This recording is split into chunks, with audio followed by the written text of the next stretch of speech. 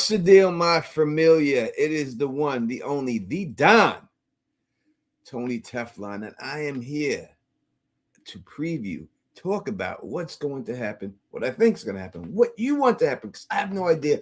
Hopefully, we can come to an opinion of what we want to see tonight on the premiere from I Will Keep You Busy Until Real Theories and Enigma starts his stream in 2 hours. So I will go for 2 hours, and then I'll be passing you off to him, and he will take you all the way to 12 o'clock so that y'all can go over there and go check everything out. And, listen, the merch will be back on there. If you want the merch, let me know. We'll put the merch link and everything else up there so you can get the goddamn shirt like the Don. And if you do get the shirt like the Don, take a picture of it. And if you take a picture of yourself in the shirt and then send it to me, I will put it in my video. I promise you, I will do that for you.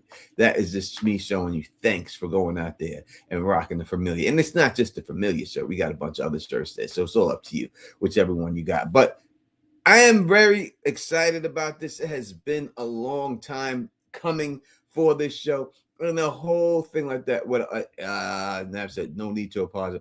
I appreciate no need to apologize. I ain't apologizing to no one but y'all, because y'all don't need to be dealing with that drama. But in the end, I can't have anyone question my character and my co-host character, and that is the reason why I had no choice but to do it. Nothing I felt like doing, nothing I wanted to do, nothing I planned on doing. It's just something that I just felt. Listen, man, you got to stick up for yourself, man. You can't let people run rush hour over you. That's just the way it goes and stuff like that. You know what I'm saying? People watching WrestleMania. I was going to be watching the Knicks game, but I'm not watching this series. The Knicks better just win this. Let's give a shout out to the people up in the building rocking with us right now. What is this? LCH Bay 4. I can't pronounce it. But what up to you, girl? What's going on? Sprinkle is in the building rocking with us. Dwayne is up in here rocking with us right now. We have the one and the only baby girl rocking with us. Miss T is in the building rocking with us. The Nab is in here rocking with us. Frumbly is in here rocking with us. Veronica is in here rocking with us. John Haymaker, as always, is in the building rocking with us, chilling with us. Heather TV is in the building rocking with us. TCP is in here rocking with us. No Sighting Gaming is in here rocking with us right now. There's another name I'm not going to be able to pronounce, but we good. And another name I'm not going to be able to pronounce, but we good. Rocking with you. Sonic, your boy, is in here. Jackson is in this building, right? Carl is in this building. Jackson's up in this building. Jay is up in this building. We got a bunch of people. Julie B. Deep Dives is in the building. Everybody hit your thumbs up for your boy, from your boy. And let's get this thing popping. Now, there's a lot of questions that people want. And if you want me to open up the phone line, meaning you're going to call me up, I'll open the phone lines up. Just put it in the comment section, open the phone lines, and I'll open the phone lines up for you. If it's easier for you that way and everything. What up to the man in black? Now, listen, there's a lot of questions that they're going to have to answer in this show. And we know that how the show goes. Usually it picks up exactly where it left off. And we seen the last thing we seen from everybody that we seen in there. We can go through it. We seen Boyd going back and looking at the smile monster. We seen that going down, right? We knew that. Open it up. I got a question. I got a question on one of your theories. All right. They asked for the phone lines to be open. We're going to open the phone lines for you. 1 second. We're going to open it up for you. All right.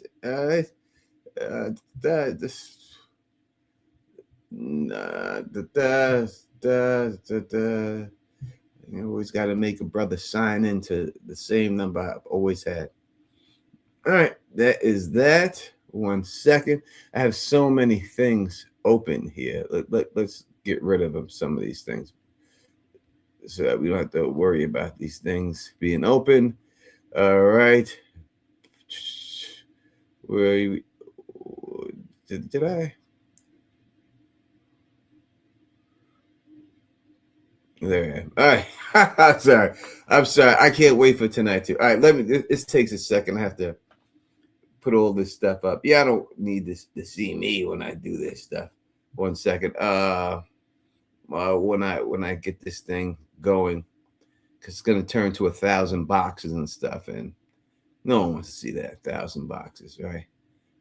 This should be it. That should be that.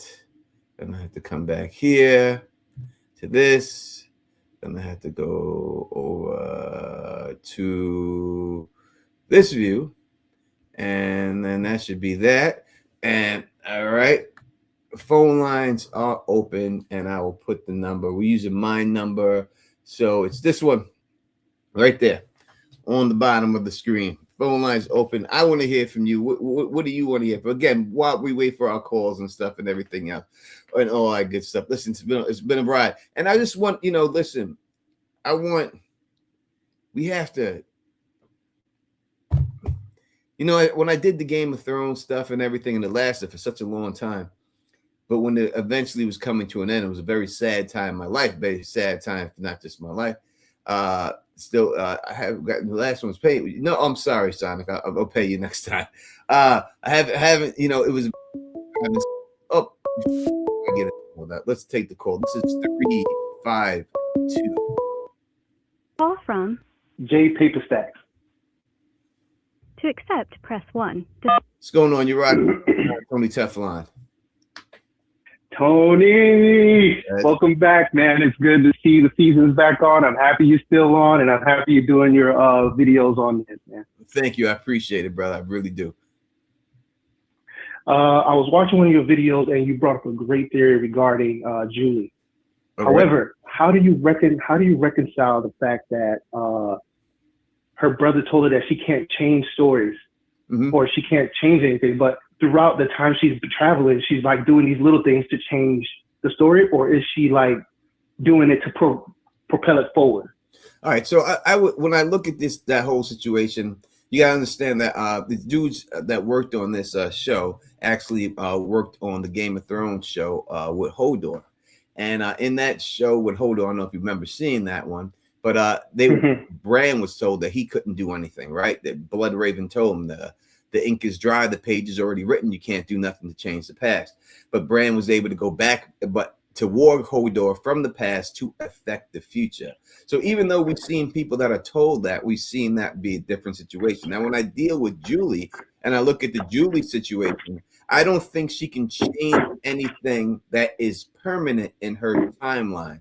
She cannot bring her father back from the dead. She cannot bring back Kenny's mother from the dead. None of that's going to be able to happen. But I do believe what she's doing, what they call story walking, is actually just entering a parallel dimension. So when she's in that parallel dimension, she can affect a different dimension if she occupies the same space at the exact same time. And I think that's exactly why when we see the doors, the cupboards opening and closing and smashing, it looks like ghosts are doing that. I believe that's Julie just in that parallel dimension in that kitchen. They can't see it because it's the parallel dimension, but they could see the effects that she's actually doing. So that's how I reconcile that. Got you. All right, man. Appreciate your take on it. And as Kanye said, man, screaming from your haters, got a nice theme music. Everybody needs this superhero themes music, man. Forget some haters, bro. Do your thing, man. I appreciate you. Thank you so much. I really appreciate the kind words, brother. 100%. All right, one. Yes, sir. Great call. Someone was just calling, then call back. Someone's on the phone, so I couldn't answer. You call right back and get right through to me and everything else. And yeah, that's the way we look at Julie. And Julie's story walking, we know is going to be a big issue, big deal dealing with it this season. It's going to be something going on there that we need to see. And she's going to come up to figure out a lot of the things that are going on in the past. And I think learning about the past is how they're going to figure out everything. This is a 972. Call from Chris. To accept, press 1. To send a voicemail, press 2. What's going on? You're rocking with the Don Tony Teflon. Hey, what's going on, Tony? This is Chris. I got a comment and I got a question for you. So I was doing my own rewatch of From Here recently, and I noticed the Mabusa stuff in the earlier seasons. And I feel like as we're seeing the Man in Yellow and the fact that all of the Mabusa stuff tends to be either in a yellow font or on yellow things, that there's got to be some sort of connection there. So I wanted to just throw that out at you. But then I had another question. Yep. Because I watched your Donna video about Donna being the mole, and I really liked it. But after watching it and then doing this rewatch, I wanted to ask this question. Why Donna over Clara? Because in my mind, Clara has been part of the story for an unbelievably long span of time and has had little to do in terms of moving the plot, other than just hanging around and occasionally stirring the pots. And for me, I keep going back to, how did Clara see Victor and Julie leave Colony House during the massacre when it would have been bedlam and chaos? We didn't see her anywhere.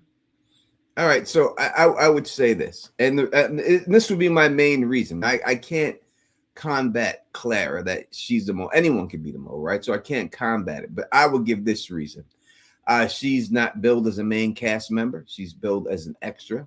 I just think that if they're going to be a mole, it's going to be a main cast member. I also think that if there's going to be a mole in this, it has to be someone that holds weight, someone that people are actually going to give a damn about. Not saying that people don't care about Clara, but they don't care about her like Liz because she's not a main cast member. I think it's a bigger impact that if Liz is the mole, after I'm calling her Liz, I'm sorry, I should say Donna, that Donna is the mole in this. No, I'm with you. That Donna is the mole in this whole thing. It's just a bigger impact because we love Donna, we trust Donna, we've seen her for the whole time. And if it turns out that she was working for this entity the whole time, or this corporation the whole time, it's just going to impact the show more. And that is the reason why I say that. Okay, so then let me push back slightly on Clara as extra. Like, I'm not disagreeing that she doesn't do much on the show. I'm just saying that she's substantial enough that Victor or somebody has done drawings of her as a character. Listen, I hear you. There is a drawing of her and stuff, and I understand what you're saying. There are a lot of drawings that Victor has done that we've seen of people in the past, or little kids in the thing, that don't have any bearing on the show, that we can't see that's on the show. Even in the opening credits, there's pictures he drew of people. We have no idea. Definitely drew a picture of her. I can't tell you she's not. And I know a lot of people think she is, so I'm not going to poo-poo it. I'm just going to say that the reason why I don't think she is number one, she's just billed as an extra. I think it's too much of if she was an extra and then moved to the main cast, right? Then I think it means something. I just don't think it's if she is the mole, no one's going to care about it. They'll say, oh, she's the mole. And that's going to be it. You know what I mean? But if Donna is the mole, that's going to make everybody drop their drink. You know what I mean? So I just think that it has to be someone who's been there a long amount of time when it's all said and done to watch this whole operation. Donna's been there before Boyd got there. Donna was there. And I just think it would have to be someone in a place of power so that they can monitor and keep everyone in check while it's going on. Donna is that person in place of power up there, able to do these things. And I really believe that the man in yellow is sent back to kill Donna, because I think that Donna allowed all this stuff to break north. And I think that's why she went upstairs and started crying, because she knows what's coming for her now, because she didn't do the job she was supposed to do. She didn't keep them all in line. So that's why I'm leaning towards Donna. Okay, one last question unrelated to this, but I feel like this is one of those things on my rewatch that we've never gotten a clear answer, and I'd love to hear your take on it. Why do you think there was a full-on ceremony for deciding between Colony House and living in town? Like, what do you think was the precipitating event that led up to them fully rifting? Like, Boyd decided that there needed to be a full-on ceremony if you were going to live in Colony House. Yeah, I don't know if it was Boyd who decided it, right? So they said it was Boyd. They said it was Boyd. That was one thing during Julie's choosing or whatever. It was like, Boyd, this is your thing. Well, I think that when you come down to it, I think it's a dastardly thing to make a child leave their family when they just arrived here to go live in a hippie house where they're doing a bunch of drugs and having free sex. I think that in itself is suspect of allowing something like that to happen. maybe Boyd made a compromise with him to do it. I can't tell you how the ceremony started. They never explained how the ceremony started. Just that this is the ceremony that they live by. And no, for sure. That's why I was asking your speculative guess, because that's one of those things of, man, we got a detail hole there that feels fairly substantial. Yeah, I think it's more just to keep the peace, right? Donna's got her cult people up there. She had, they have their people, and I guess it said, listen, any new person who comes in here should be given a choice where they want to go.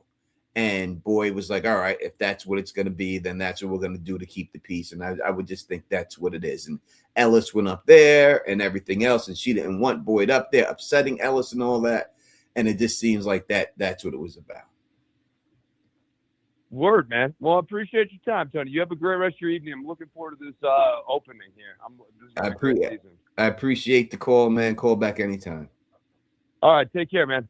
Peace out. The show is dropping at 12:01 tonight is when it drops. At least that's what it's been dropping every other year on the app itself, not on the television channel, on the app, the MGM app. I don't know about the Amazon MGM app, but I do know about the regular MGM app. That's where you get it. So that's what it'll be. I mean, so 12:01 it should be at. We have over 100 people rocking with us right now. Make sure you do me a favor. Hit that thumbs up for your boy.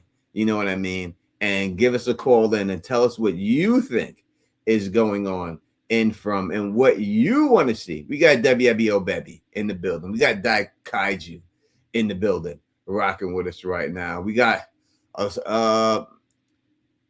Solvents in the building. And yes, it is dropping tonight. It'll be there tonight. 12:01. It'll be out there and stuff. That's why if you look right now, you see YouTubers right now have their review videos already scheduled for 12:01. That their reviews are already done and ready to go for 12:01. That's why, to me, if you look at people like that, and I don't hate the hustle. Listen, get your video up as fast as possible. Get your views, make your money, do your thing, boss. Anyone, you know what I mean? I would never try to ever mess with any man's money and never do anything like that. It's just not the way I get down, you know what I mean? But I don't look at those channels as theory channels. I just look at them as review channels, and that's all. Because I couldn't listen to a theory that they got, because obviously they've seen all the episodes already. So, but they'll probably have good recaps and stuff like that. So I look at them as that and everything else. Amazon MGM has been a little past midnight, and I always write at 12:01, but not too much later. All right, so yeah, if you get the Amazon app or anything, you'll be able to watch it tonight. I'll keep you busy until 10 o'clock, and then you can go over to Real Theories in Enigma channel, and you go check him out. He'll rock with you from 10 to 12 and get you there. But I'll try to keep you busy up until then. So yeah, been dealing with Donna. When I look at Donna as a mole, and I've said this from the jump. This is nothing brand new for me to say. This is something I've always thought.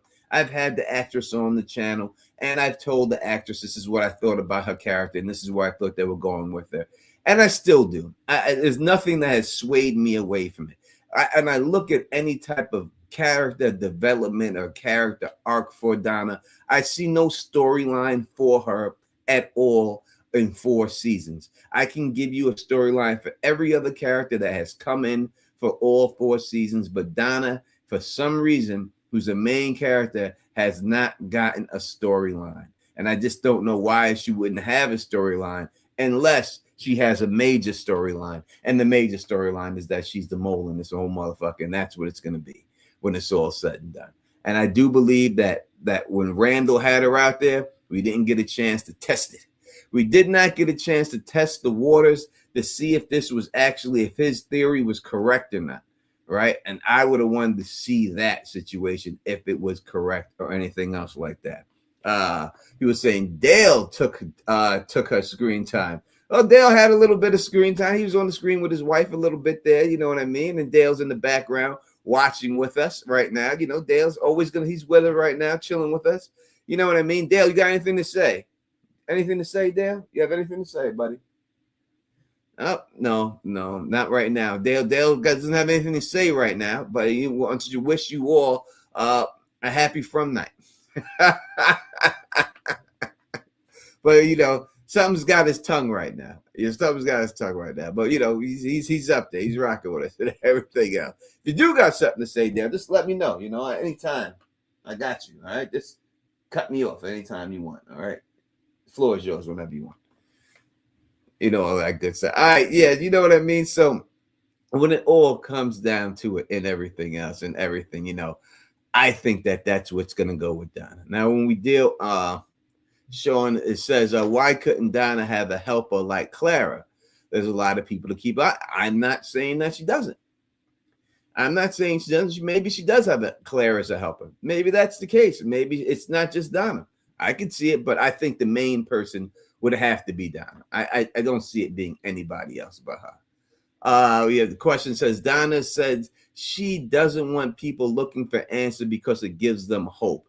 She also told Kenny if he left that she thinks he will regret it more than he thinks. It's all suspect what she said. She's also said, isn't it better being in here? At least we could tell who the monsters are instead of what's on the real world. Anything you look at Donna. Again, you have to look at what did the man in yellow say to Jim? In the chat. I know y'all know. I know. But you can put it in the chat. What did the man in yellow say to Jim on the telephone? And we know that was a different actor, different voice actor who played on the telephone, but it's supposed to be the man in yellow.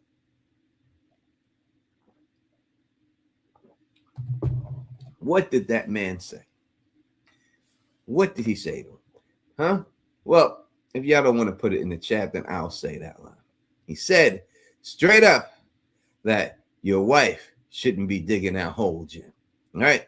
Your wife shouldn't be digging that hole. He didn't say you shouldn't be putting that radio tower on the roof, Jim. All right? You would think that would have been worse than what he was doing, because that would have been able to give him some contact with this so-called outside world, right? So you would think he would have been more concerned about that. Say, shouldn't be putting that antenna on that roof, Jim. Didn't say that. The exact words he says was, your wife shouldn't be digging that hole. Why shouldn't she be digging that hole? Why? Why was that the important thing? And I'm telling you what it is. It was because the veil, the man behind the curtain, they seen it and she exposed it. And that's what it was. That was the whole reason why she shouldn't have been digging that hole. You see, they gave us this whole big ass bullshit story from the beginning of how there was these magical creatures coming through the forest at night. No one knew where they came from. They came out the mist and then they disappeared in the mist, just like that. But they got exposed right then. She exposed them that they weren't no magical creatures from the forest. They were just human beings who made a bad deal, who were sleeping some solid dweller type shit, sleeping on the rocks in some dirty ass clothes. That's what she exposed. That's what they didn't want exposed. That's what they didn't want. They wanted to keep the myth alive going. And she exposed that myth. She exposed that the wires, that there was nothing in those wires. And they led to nowhere. That this is basically a stage set built just like that to make people believe that these things actually work. To make people believe that they're getting electricity from plugging it into an outlet when the outlet has nothing to do with it. It's all just props. It's a stage. It's built. That's all it was. And she exposed all that. And that's why that was the most important thing.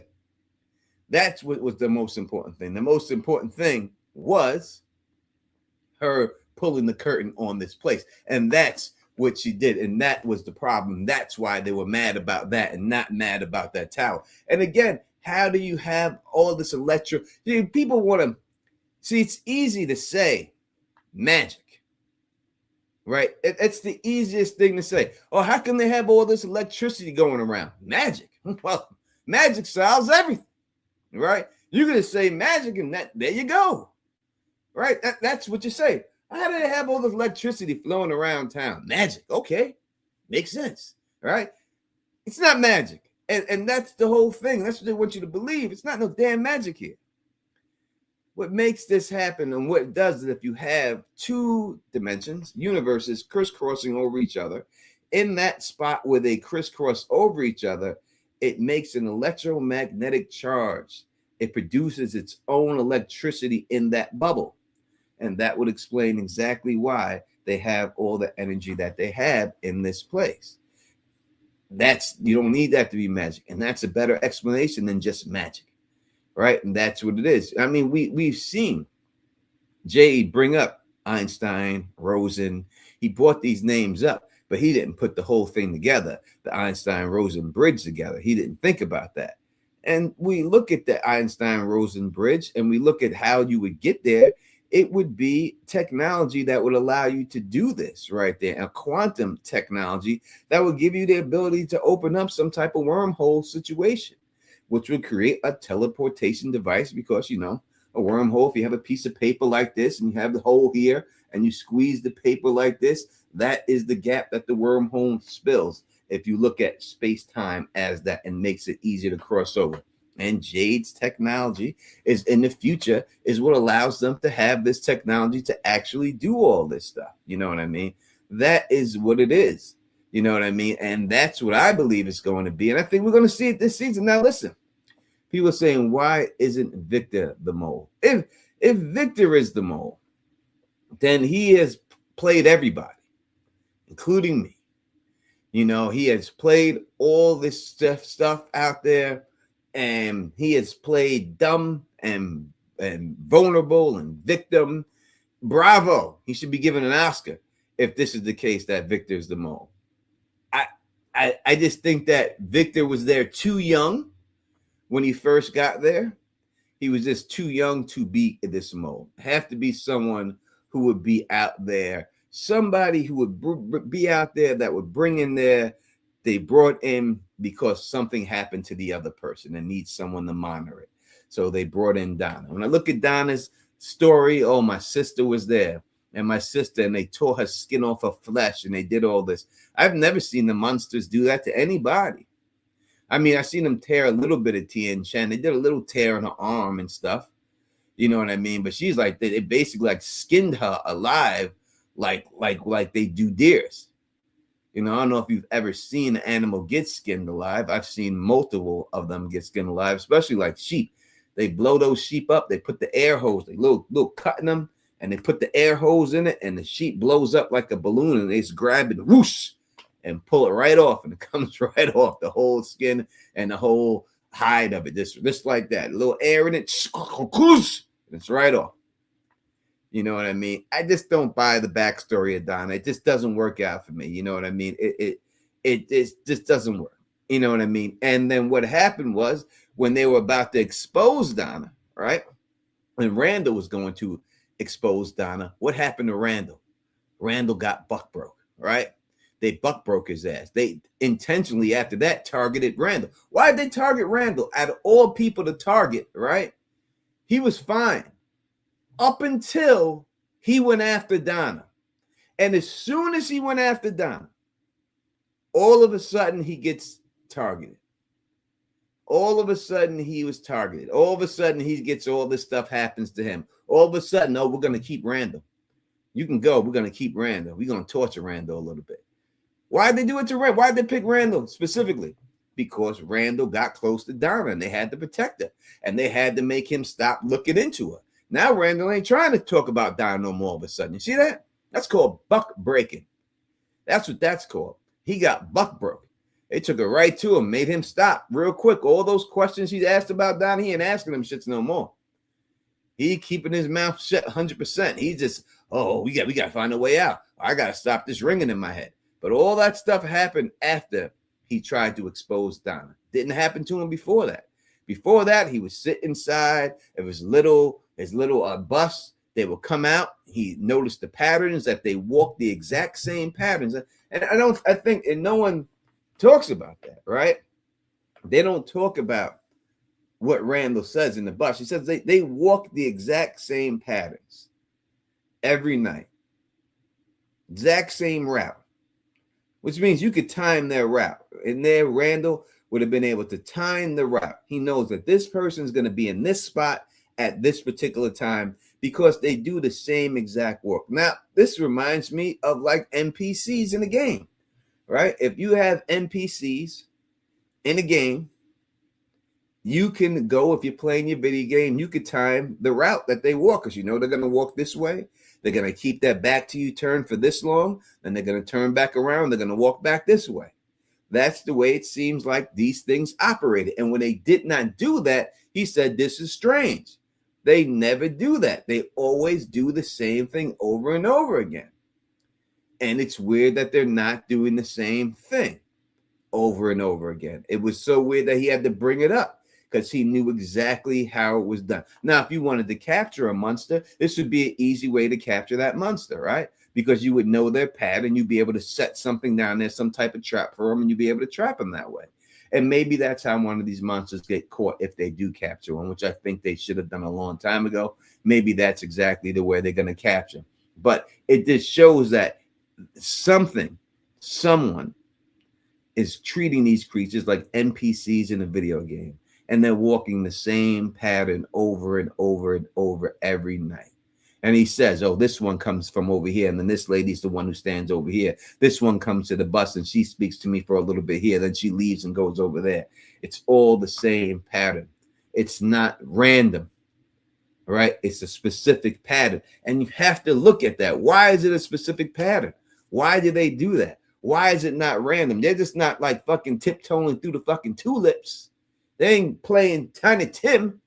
Yep, I don't even know who Tiny Tim is and stuff like that. You have no idea. Taryn Matthew, my brother, he says, Tony, did you see John Griffin referred to the boogeyman in a recent interview? So I heard about the interview, and I did take a look. I think it's the Hollywood Reporter, bro. And he said that, I think he referred to the man in yellow as the boogeyman in there. I think that's what he said. And I think people took from that saying that the man in yellow is the big and bad because he called him the boogeyman. Now, the boogeyman is not the big bad when you look at the spectrum of the thing. The boogeyman is the guy who goes out there. And Taryn Matthew has always said there was going to be a boogeyman in there. So check out his theories. He's great and all that good stuff. You know what I mean?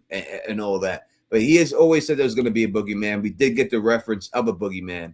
And listen, it may be that this dude is the boogeyman, but I don't think he's the big, ultimate big bad. I still think he's the henchman of them. He is the enforcer. You know, he's not John Gotti. He's more Sammy the Bull. You know what I mean? He's like that. He's more the guy who goes out there and gets rid of these people. So to those people, he's the boogeyman because he's wiping people out. But I don't think he's the head honcho running this whole thing. I don't think he's the one that's behind this whole operation or anything like that. I just think that he is the muscle that they send in there. And I really believe they're sending him in there to kill Donna. That Donna's got to go. And that's what it's going to be. They got to get rid of her now because she fucked up.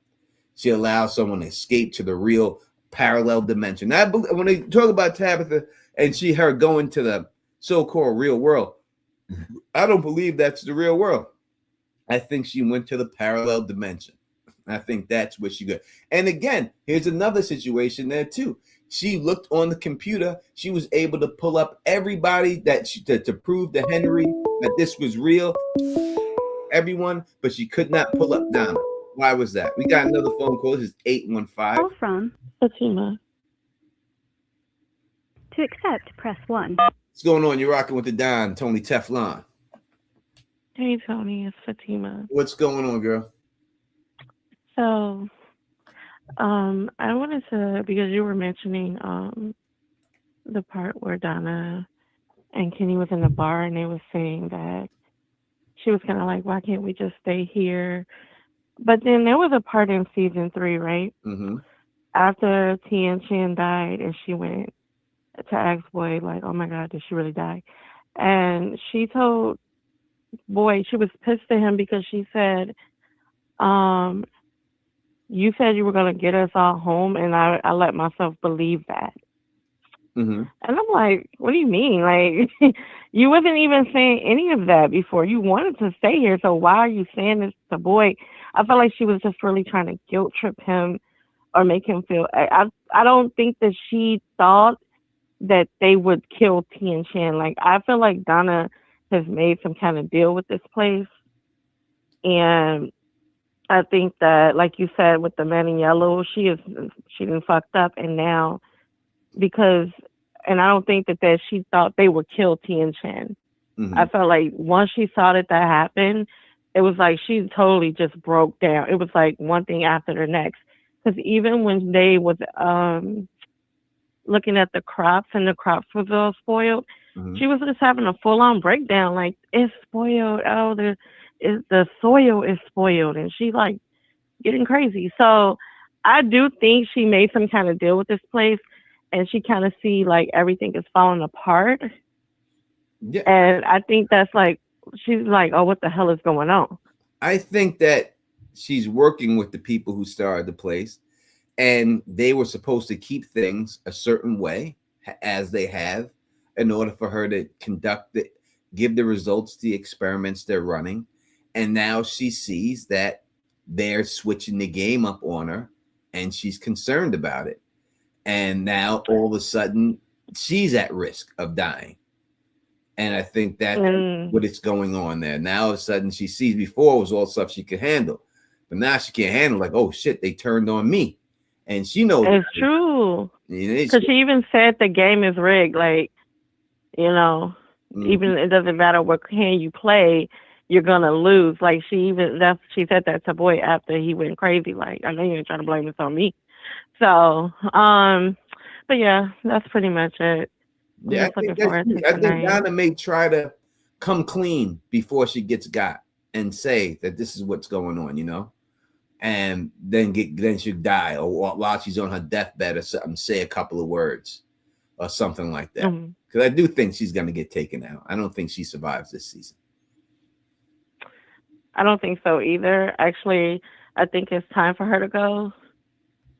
I feel like she is holding on to what Colony House used to be, and she's not really moving forward with the story. It's kind of like you said, she doesn't have a storyline, because it's like she hasn't really, everyone else is kind of like adjusting to this new way of living. Mm-hmm. And she's like mourning what used to be. Mm-hmm. So I agree. All right, that's all I had. That's it. Well, thank you for calling. You call back anytime. All right, thanks, Tony. No, thank you. And that is Fatima going over here joining us. And what up, Delencia? Thank you so much for rocking with us, coming back, girl. Great to see you again up in the chat and everything else. Yeah, make sure you hit that thumbs up for your boy up in here, rocking with you. I'll be rocking with you until 10 p.m. And then I'm going to swing you all, tell you all to go check out Real Enigma and Theories. He is going to be taking it from there and going from 10 to midnight. So go check him out. Thank you so much for the super chat, the Real Rebel Eric. You think the boy in white could be the man in yellow? I don't think he's a son. No, I don't think so. I think the boy in white is a man. I think it's an avatar that's out there. And that's all I think it is. Just an avatar that's out there. I don't think he's a son or it's any connection or anything like that at all. Not whatsoever. But I'll tell you, man, listen, I have a really harrowing situation happened to me yesterday. You know, I'd give you a little story time in the Don's life, because shit, this goes crazy in my life.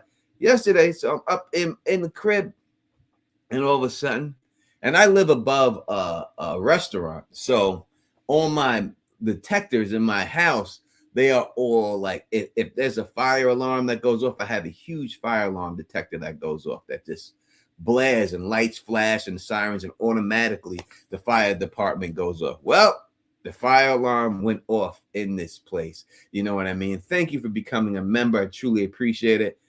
And there was a fire downstairs. I had to get evacuated from my building. I wasn't allowed back in my house for 6 hours.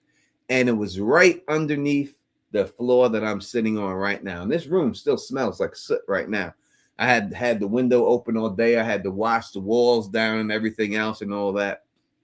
And there was no flames that actually penetrated into this room or anything like that, but downstairs that there was and stuff. And it was just terrible. And you know, and I thought it was gonna be a wrap. I thought it was in the wall. It was an electrical fire that was inside of the wall and stuff. And I smelt something too. Like I smelt it before the alarm went off, and I was like, what is that smell? and I couldn't call it. And I was going around, I was sniffing and stuff and all that stuff. And yeah, I got taken out of my house and everything else. And then they eventually found it downstairs, and they were able to stop it and put it out and all that stuff. They had to rip the ceiling out from down there and rip the walls out and everything else. And it was and they were able to get it and stuff. But yeah, no, it was luckily there was no damage. I was thinking like, I'm gonna lose everything I got, all my pictures, and I wasn't even worried about like stuff. I was just more like my pictures. Like I got so many pictures and stuff, and I'm going to my daughter's graduation next month, and I'm bringing all the pictures that I have of my family and bringing them down so my brother, mother, sister, and myself can all look at them together. And I was gonna divvy them up to the ones that they wanted. They can have them because I had them all these years and stuff. And I was like, man, I'm gonna lose all those pictures. I'm gonna lose all this family history and all these things that I had.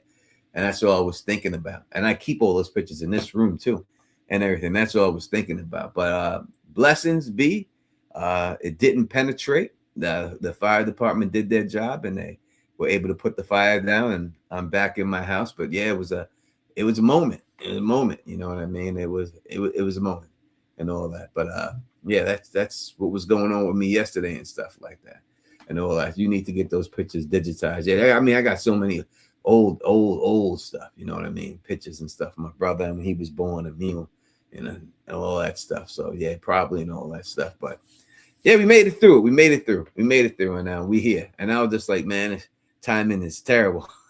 All this stuff and everything. But we made it through. And we are still here, and From is coming back, and we are right there. But as I was saying again, you know, it's like it's bittersweet for me because I know this is, now we know it's coming to an end. Season 5, we suspected it. It's confirmed that that's what it's going to be. And when it comes to an end, listen, I've done it with other shows, and I see it. You know, I'm going to miss a lot of you because I know a lot of you are going to go away when the show is over in 2 years. So we got these 2 years together. Hopefully we have more time after that and we go to other shows. But the reality is that the From fandom will not be what it was after those 2 years. It will never be like this again. So I'm just going to try to appreciate every moment that I have with all of y'all and everything and all that good stuff, all that, everything else. You know, I did look. I asked him. I was asking him. I was like, you have a question for Doug Hugh? You have a question for him? You got something to say to him? Are you sure? Okay. He doesn't have a question for you, Doug, yet. Man, if he does come up with something for you, I'll let you know. Right now, he doesn't have anything. If Red Eyes ends up being the big bad, when do you think he'll be introduced? Glad you're okay and didn't lose anything important, brother. Well, thank you very much. It's very generous of you to donate and all that. I do think he's the big bad. I think he'll be introduced next season, the final season and everything else, you know. I think that's the one that will come down with him. I don't think we'll get him this season. I think it'll be, you know, if it's this season, it's the last episode. But it will be next season that you get it and everything else and all that good stuff. And all that. Oh, my mom is in the chat right now, so y'all all have to be nice right now. So my mother is in here and says your mom stays prayed. Can't wait to see you. Can't wait to see you. I'll see you in a couple of weeks. I'll see you in Florida in a couple of weeks and all that. And I appreciate you, Mom. Love you, Mom, as always. And tell Pops Royce I love him too, and everything and all that good stuff. Yeah, you know what I mean. So. Yeah, I think the dude will be shown. We'll see him next season when it's all said and done. You know what I mean? Doc Kaiju says the Hollywood Reporter claim Man in Yellow is the big bad. But so I don't know if they claim that. I think what they said was that Doug is the boogeyman, right? I think that's what they're saying. Now, it's easily can be taken that the boogeyman is the guy running. So let's look at it in boxing terms and stuff real quick. If they call someone a fighter the boogeyman, right? If they call a fighter the boogeyman in boxing, right? That means that he's the person that's being avoided, that he's the person that nobody wants to fight. Doesn't mean he has to be the champion. A lot of times the boogeyman in the division isn't the champion of the division. He's the guy everybody is afraid to fight because it's either it's low risk, no reward in this situation. Too much risk to fight him. So I could understand it, being that that the man in yellow is the bad of it, but I still don't think he's the head of the snake. I think he is the right below it. I think he's the hitman of it all. I think he's the guy that they send in to get the job done. And usually the guys who are holding the string, that they're not really strong like that. They send the strong guys, and I think he's like the underboss type guy. You're going to send in the hitman to go take care of these people and everything else. And that's what it is. And you know what I mean? And I think that's good. Thank you so much for the super chat. Would Smiley return if not burned? Donna's idea. Listen, we don't know. And that's a very good point. Maybe he doesn't return if he wasn't burned. You know what I mean? Maybe that's what it. Maybe Donna did that on purpose. It sounds good. They burned the body. But when the body was burnt, that was it. What if they just let the body rot out and never did it? Would he return then?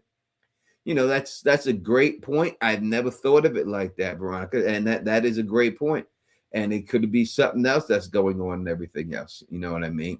So I would say maybe she did have them burn the body because she knew he was going to come back. You know, she was so excited about that damn pregnancy, right? She was all about it. It's a blessing. It's a blessing, this pregnancy. Can't we just say that this place has miracles and all this stuff and everything? You know, that's what it is. And all that stuff. Yes, understand that when you speak to Doug, that he is just everything is, he's just speculating just like us. He has no knowledge of anything, like we have no knowledge of everything. He is in the chat as a fan, and that is just what he's in here as, and that's what he should be treated as, just a fan who's just one amongst us, is trying to figure out this whole story together. Just so happens he works on the show, but hey, just so happens I do YouTube videos. No different, right? a little different. And all that.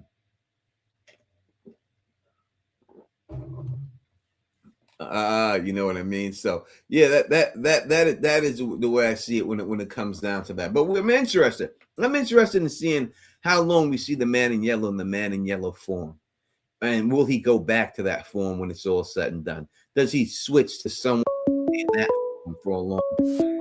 That's what I'm interested in seeing. We got 401 calling right now. Call from Demo. To accept, press 1. To send. What's going on? You're rocking with the Don, Tony Teflon. Hey, what up? It's Demo. What's going on, Demo?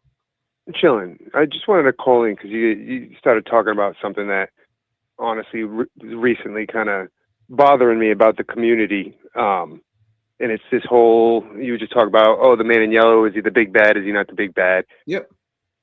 And man, I don't get into it with people on the internet very often, but I ended up getting into it about this. Okay. Well, because there's some people saying like, oh, John Griffin confirms man in yellow is the big bad. Well, he did. Right? He did. But he didn't. He literally did not. Right. I have the interview right here in front of me. And I would say to these people, I'm like, show me the direct quote where John Griffin says this.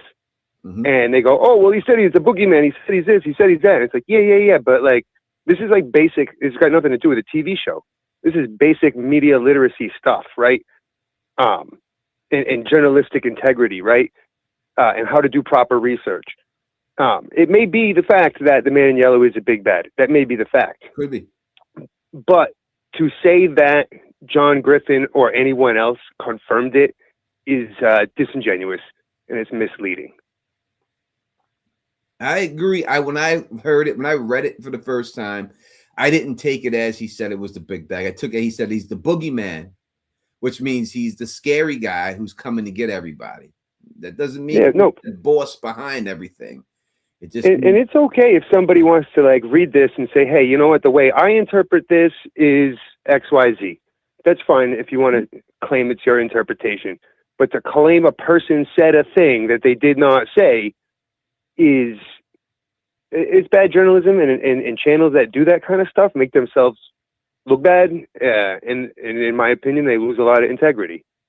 No, well, I think you have the right to your opinion. I think that people, maybe it didn't interpret it the right way. Maybe they skimmed through it, or maybe sometimes they heard it from somebody else heard it from somebody else, and they don't check the primary source itself. Yeah, and it's a telephone game be going on. You know what I mean? But no, you can't just point this out to people though, because like I just pointed that one thing out in a comment section somewhere, and I just got dog piled by so many people. It was the most frustrating thing. Yeah, this is where we're at in the world of the internet today, right? And it's a group think mentality, and people just people go into bubbles with people that agree with them, and they don't want to hear any outside things, so they stay in those bubbles because those people will agree with them. And anyone who says anything from the outside, they're 100% wrong, because obviously we see it in politics and everything for sure, all that stuff. And shit,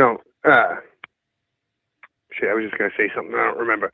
Anyway, I just had to get that off my chest because that was crazy. Because like, that's what I was gonna say, is that up until recently, the From community has been pretty good. Somebody had a theory, somebody had something to say. People are always, whether you agreed or disagreed, people are generally really respectful towards each other when discussing it. But something, ever since the end of season 3, I've been noticing like this weird kind of uprising of animosity amongst a subsection of the fans. And I just think it's a little strange. I agree with you 100%. When I first started covering the show in season 1, everybody was putting theories out and everybody was all about it. Season 2, people were still putting theories out. Everyone's theories was respected. No one said anything. People put out theories about Norse gods and this and that, and everyone had something to say. Terran Matthew put out theories. Everyone put out, no one cared. And you're right. After season 3, and I think what happens, you always get a toxic group that enters a fandom after it becomes that big. It becomes popular. Yeah, no, for sure. Now that it's so big, we have that toxic element now. We have toxic YouTubers. Hey, look, man. Toxic people on Facebook, toxic people on Reddit, toxic people on Instagram, that all of a sudden they have to be right. And I think that's one of the big issues that we have now when watching and dealing with television shows, is that people now, they watch a show, and if it doesn't end the way they want it to end, they say that ending sucks because it wasn't the way. Yeah, for sure. And I think that's what, and what happens is, now that you have the internet, you get a bunch of these people who will get together and say this. Yeah, you're right. That's why I felt the same way. And those are people who go to Rotten Tomatoes and automatically thumbs down shit because they review bomb stuff. Right. Yeah. And we are experiencing that because the fandom has grown. And hey, listen, I'll say this before I go. Sometimes a little bit of responsible gatekeeping in a community isn't a bad thing. We don't want to gatekeep the community and keep, and be snobs about it. But also at the same time, if you let everybody in the door, eventually assholes are going to start making their ways in. So that's right. That's why you need some people to be dicks, because dicks fuck pussies and you got to be calculated about it. You can't just be, throwing it out everywhere, every which way. But gatekeepers get a bad rap. Anyway, I'm gonna peace out. Is this midnight tonight? People saying midnight. Midnight, 12:01 on the app. On the app. All right, excellent. Yeah, peace out, Tony. All right, peace out. Thank you so much for the call, and thank you, Fatima, for the super chat of $8. 8, my lucky number, is in the building. So thank you so much. Also, the day I was born on January 8th is all that. You know what I mean? All that stuff. But yeah, listen. We do the best we can. I've seen it happen in it's not different than any other. I've seen it go down in Game of Thrones, seen it in Dexter, seen it go through a whole bunch of different things. What you have to do is when you hear someone doing something, number one thing you got to do is you got to call it out for what it is. You got to call that person out for what it is. You got to not support people who do that stuff. And then after that, you have to just respect people's opinion. You like it or not, just respect it. That's all it takes is a little respect. All right, 26. Call from Here's someone doing stuff. Lisa. To accept, press 1. What's going on? You're rocking with the Don Tony Teflon. Hi, my name is Lisa. How are you doing? I'm doing great, Lisa. How's it going? Good. I thank you for the shout out earlier with LC. I was calling out because I had 3 questions. The first one's a little smaller question, and then the second and third questions are kind of mingled or like in the same range. The first question is: do you think that the monsters do actually, like when the residents are killed, their organs are taken out, right? And do you think they actually do eat it based on Fatima craving blood? No, I don't think they eat it at all. I think they harvest it and bring it back to whoever's doing the experiment with it. I think that's why it's always the same thing that's always ripped out. It's always the heart and the organs that's always taken. They rip them out the same way. We see the way that the breastbone is ripped open is the exact same way. Seems like they all have the exact same skill, and it seems like they take them back. We've seen that they're not eating, even though they do have bile in their system. When we did see any type of living thing or any type of living organism or blood introduced into their body, they died from it, right? So I would say that I think they're harvesting and bringing them back to whoever is controlling it and running these experiments. Any theories on what they do with the organs? I don't have theories. I think that, listen, they could be they either taking them back to the people who are doing the experiment, or they're taking them because they are missing their humanity, because all their organs are dried out in themselves inside. So they just take them just to feel human again, maybe touching them or feeling a heartbeat in their hands or something like that makes them feel a little bit more human like they used to be. So it could be a situation like that. But if I had to pick, I would say that I believe that they are taking them back and bringing them to whoever is running this experiment. Okay. And the second and third question I had were based on, so my background is I'm a neuroscientist, and I also went to medical school. Okay. And so I am a very science heavy minded person.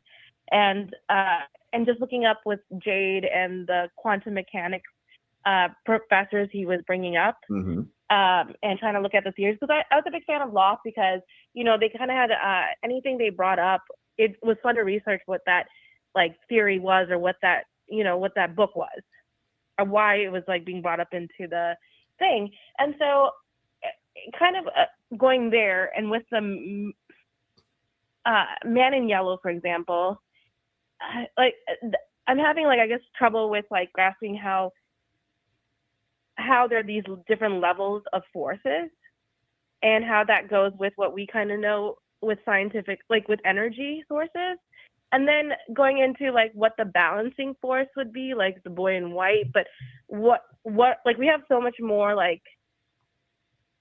I guess of the negative, or the bad forces, but we don't have enough of the the dogs and the what the actual balancing forces are.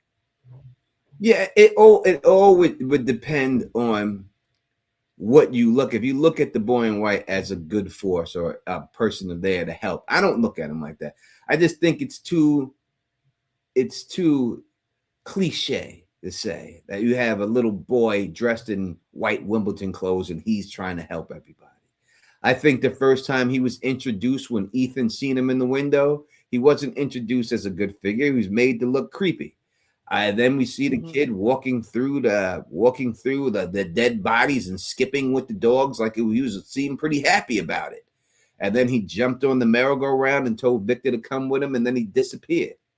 So when I look at the boy in white, and I look at all the positions that the people got put into when he told them what to do, I don't look at him as a good force. So when I look at the forces of good, if you want to call them that, I would say it's just the people of the town that we have seen. I think everyone else could be against them. Yeah, so I guess I'm just with the Man in Yellow and all these different levels of if it's a game, you make one move and then the opposing force makes another move. And then how does that go into this pocket universe and the science behind it? It's very interesting. Yeah, if you look at the Man in Yellow, you got to look at what made him come back. What made him do that, right? The first thing that made him appear is Tabitha digging the hole, right? That's the first thing. He didn't complain about the antenna on the tower.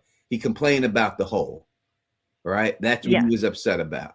And I think that right then it's exposed that this town is fabricated, and if these creatures aren't magical, they're just regular people. So that got exposed.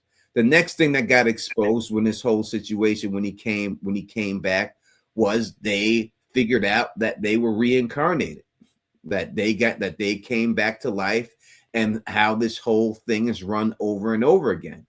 And as soon as they figured that out, Jim was the one who helped figure that out. They had to take Jim out because they got too close to the truth. And once you get close to the truth, he's got to take you out. So I think that's what it is. I think they got too close. That's why he came out he would have never been seen if they never figured that out. They would have just kept letting things go the way they're going, but they're getting too close. And the reason why and that's the way it's going down is because of there's problems and stuff, and they need to solve it. No, I see what you're saying. In a sense, like I know I've heard you in the past speak about like that, you know, it could be other like aliens or just any beings basically, right? Yeah. That are not that are in control, basically using, you know, the monsters as, or like if they're just like what are those things called, like in the games, MC or that they don't have a NPC. Yeah. So basically, like, you know, because there's a hierarchy of how much power the different levels of players have, or like, but these are, I guess I'm trying to like blend that with like, and like, I guess it'd be interesting to see how the next season and the fifth season, like, how they wrap it all up and how you see like behind the curtains of actually who's controlling what and where they're coming from. Yeah, but we haven't seen them yet. We haven't seen that person again. You know, when Martin says that's not the worst thing, man. There's much worse. You know, and then Martin specifically said they, right? If it was just the man in yellow and he was the big bad, he would have said he's coming back, and he would have been talking about the man in yellow. That's true. But he said they are coming back. You got to get out of there because they're coming. So it's multiple people that were coming, and those people were there, most likely conducting experiments on them in there, and Boyd had to get out of there at that particular time and stuff. So it's multiple people. So I just think that the man in yellow, he is the spirit self, and he is driving the force. He's the head enforcer, but he's not the guy holding the spear. There's a guy moving him around the board too. They sent him in to do damage control. I see. I'm excited to see, like, you know, why. Regardless, this is the show. Like, I know people get upset when I'm like, oh, the whole thing is an experiment, but it is actually observing like what people do and how you can harness energy from different like beliefs and things like that. And I find that very interesting. So I'm excited to see. Like, I mean, I'm glad that you talk about it. I feel like I could talk about it every day too. So thank you for all your everything that you put out there. And maybe I'll call back again if I think of more questions. I would love to hear from you again. Thank you for joining us. Really appreciate it. Thank you. Bye. Bye. Take care. Another great call. Percy says, I believe the radio tower is what got Jim and Miss Lou killed. They were both loose ends. I highly disagree. Love you, Percy, but I gotta disagree. I can only go by not what I believe, but what was said in the show. The man in yellow on the phone line said nothing to Jim about building that tower. The only thing he was concerned about was digging that hole. He said it specifically. Your wife shouldn't be digging that hole. And then he said to her again when he's there. He'd never mentioned the tower one time. The tower was nothing to do with anything there. Nothing at all. The tower had nothing to do with anything at all. You know, it was just digging the hole that he was concerned about. That's what he said. You know what I mean? So I think that's what it was. That was the problem. The hole digging. And all the hole digging did was expose the fact that these monsters are not mystical creatures who come out at night. They're human beings sleeping on the rocks underneath the ground. And that's what it exposed. That's all it exposed down there was that there right there. Until then, everyone thought they were coming out of the woods at night and they were just disappearing into the mist. all of that out of it once she dug the hole. Call from. It's Anna with Red Lipstick Club. To accept, press 1. To send a voicemail. What's going on, Anna? That was the fastest. Hi, friend. How you doing? That was the fastest introduction of someone. I only got the Red Lipstick Club. I didn't even understand the beginning. I heard Red Lipstick Club, and I was like, "Oh, oh, how are you? Good. I'm good. How are you? How have you been?" I'm good. I've been great. I'm ready for this season. That's what's up. I still think that it is a video game. Okay. And I think when they say it's they, I think they are the players. Okay. That are coming to play the game. And all the characters we're seeing are people like inside of the game. You know, like Wreck-It Ralph? Wreck-It Ralph, or say Tron. Have you seen that movie? Or Tron, something like that. Yeah, we're like you know, like with Wreck-It Ralph, they're like, they can like see through the game. They can see the players. Mm-hmm. And it's like they're not real, but they're like real, you know? Mm-hmm. And so they're interacting with each other inside the game. And I feel like the man in yellow and even like the boy in white, they're like those characters that pop up in the game to tell you something next that's coming or give you a clue or like tell you a path to go. I feel like that's how it is. And every like time they get to the point, like when they were digging or when they were like on top of the house trying to build the radio, I feel like those are like levels. Okay. To try to like get to the next one. And when it fails, it's like they've lost lives. Like they didn't have enough life or something to get to the next level. Mm-hmm. I feel you on it. That's what I think. I still think it's all a video game. I feel you on it. I could see it, and I can understand why you feel that way. I mean, we'll have to see if that's the way it goes down in the end, but I could definitely see why you feel this way. It's definitely a game of sorts. It's definitely rats in the maze, but it all comes down to who's poking the cheese, right? And that's what it's about. And I feel like if it's a go ahead. I feel like if it's a video game, it meets all of the scientific needs, all the everything everyone's talking about. It still makes those things true. It does, even if it's just a video game. It could be. I am not gonna tell you that it's not. That's not my job. Yeah, it'd be wild if it was. It would be, and wouldn't be my job to tell you that it's not. And I respect your theory, and I respect you as a person. As you know what I mean. And yeah, and that is what it is and stuff. And I'm glad you're doing this nighttime stream. It's kind of fun to have one. It reminds me of when we were doing the Lovecraft Country days. Oh, those are such great days, right? Were those some great days? I know. Oh my God, I don't know how they. What a time! One season is all we got. Show gets nominated. It was robbery. 13 Emmy nominations, most of any show in HBO history for a debut season, and it gets canceled. Too much truth happening. Too much truth happening on that show. It was too much truth. People couldn't take it. People could not take it. All right. Well, you keep doing it. I'll let somebody else jump on, but I just wanted to get it on the record that I said that it was a video game this whole time. All right. We got you. Okay. All right. Thank you. Bye. Now, and this we were talking about people's comments and the fandom and all this stuff. And I'm not trying to call people out. I'm really not, you know what I mean? But it's comments like this, right? Like when you put there, and this is the snot ball. We're going to take this. I'm going to get back to you real quick. Call from Ashley. What's going on? You're rocking with the Don Tony Teflon. Can you hold on 1 second? Sure. All right. Well, I'm saying like this, not trying to call you out, friend, at all. But when you put there, this is not an experiment with a exclamation point.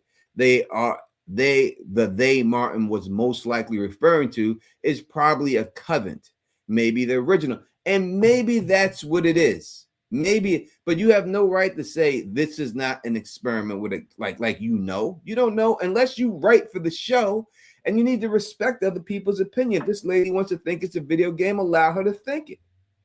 You can't just force your stuff. And if you want to say it's not an experiment, maybe you don't want to believe it. You could say, I don't think it's an experiment, but come at people correctly, man. Be respectful. And that's the problem with people, man. It's not as respectful anymore. And we just need to respect each other's opinion. It's just a goddamn television show. It's not that serious. All right. Sorry about that. What's going on? I'm good. How are you? I'm good. How's everything with you? I'm good. So I'll try not to be all over the place. A couple observations. I was watching the preview, and you know the scene where the Scarecrow goes busting through like the Kool-Aid Man? Yeah. I think that it's somebody dressed up. It's like almost like a Michael Myers type. I think it's a human being under that. I agree with you. You know what I mean? I agree. I don't think it's an actual Scarecrow man. And I said it in my video that I thought it was a somebody else, that it's being projected in that dimension, that it's a Scarecrow man in that dimension, but the person actually doing it is not a Scarecrow person in the other dimension that's controlling. I think it's a human being. And another thing with Donna. So I did a rewatch. You know how like Julie and Mariel and Randall, they had their moments at the cave, and Elgin sees like the kimono. Everyone's seen something, but Donna hasn't. I don't buy it. I agree. And good night, Doug Hugh. We will enjoy episode 1. Yeah, I don't buy it either. There's something going on, Donna. Donna's dirty, man. And why haven't we seen her have a moment? Like, why are they hiding that from us? Yeah, and they are hiding it, and there's something going on there with her. You know what I mean? I just can't shake it. And when I can't shake something, there's something going on there. But something from the beginning, I thought there's something was wrong with her, that something was up with her, and I still do. You know what I mean? I do too. And then there was a moment where she went to the greenhouse. Something that happened. What had happened? And she was having a moment, and she was like crying, but it felt like it was crying out of guilt. Like she knew something. Like it felt like things were out of her control, and she was losing control of something. Yeah, like she left, like she let shit get too far, and now she knows the consequences for coming out there. And I also don't think that's her sister. I think it's like her girlfriend or wife or something. I don't think she's telling the truth. I don't believe it either. I'm with you 100% there. I don't think it's a sister at all. I've never seen anyone go hunting with their family member and have an 8x10 in the frame while they're hunting. This seems too. Yeah, me either. You don't have that when you go hunting. I know. Well, we'll see. I'm excited. That's all I had to say. I love your show. Thank you. I got to go. I appreciate you. All right. And have a good night. You too. Have a great night. And call back. All right, bye. I will. Bye. Thank you for the new member. I truly appreciate it. And again, it's not Ball. As he's saying that he did not mean to be. I was not being rude. I'm not at least not intentionally so. So forgive me. And we do 100%. You know what I mean? We got you on that. And it sometimes, and I'm the first to do it because I know I do it all the time. When shit comes across in the text, a lot of times it ain't the same what you meant to say. Shit look different in text message. So I do know that because I'm done that a million times. So if it just looked different and stuff like that, then that's what it is. You know what I mean? That's what it is. So but as long as we just stay respectful and we got love for each other, man, that's all that matters. We got over 200 people here rocking with us. Hit that thumbs up for your boy and everything else and all that good stuff. Anyone get their checks? Keep waiting. They're going to be there when my checks will be in your mailbox as soon as the ones from Doge get there. When you get those $2,000 checks from Doge from all that government spending, that's when my checks will be there right next to it. I promise you that. I'll be right back. 1 second. Let me grab a drink.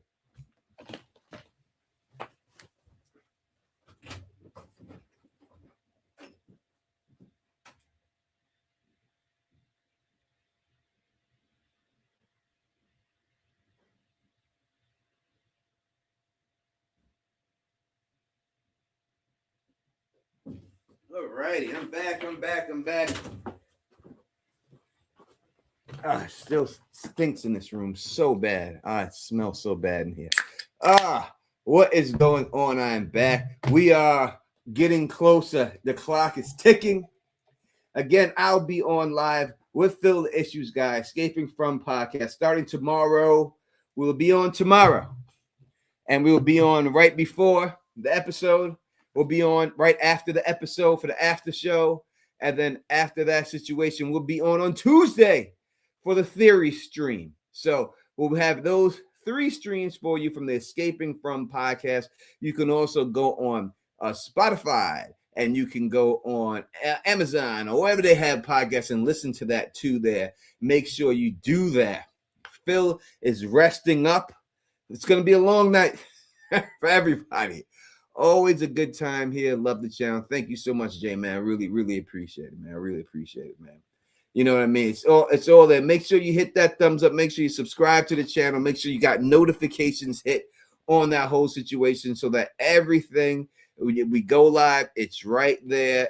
Everything's there so you can see it and get the notification bell just in case and all that good stuff and everything and all that stuff and everything else. He said, it's the testosterone sufferers, baby girl. That's just make me test it. There you go. That'll do it to you. That'll do it. That'll do it, you know. That'll get you. Ask those professional wrestlers. They get a little tested themselves. And all that. But it is going to be an amazing premiere. I'm looking forward to this episode. I'm really hoping that they really do a good job this season. I'm hoping. I know people have said that season 3 wasn't their favorite. I remember people saying that.